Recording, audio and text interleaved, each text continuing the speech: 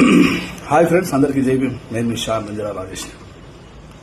బాబాసాహెబ్ అంబేద్కర్ గారి జయంతోత్సవ సభలో నేను చెప్పినట్టుగా article 340 27% reservation, article 341 15% reservation, article 342 7% reservation, మహిళలకు పురుషులతో పాటు సమానమైనటువంటి హక్కులు, అలాగే economically weaker section EWS reservation 10%, అగ్రవర్ణాలు బాపనుల దగ్గర నుంచి పడితే రెడ్డిలు, రావులు, కమ్మలు, వెలుమలు, బల్జలు, వైశ్యులందరికీ కూడా 10% రిజర్వేషన్ అమలు ఉంది.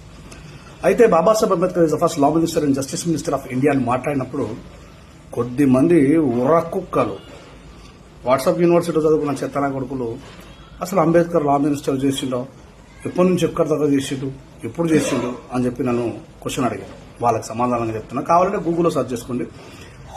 ఆగస్టు 1947లో బాబాసాహెబ్ అంబేద్కర్ గారు ఆగస్టు 3వ తారీఖు అపాయింట్మెంట్ అవుతారు.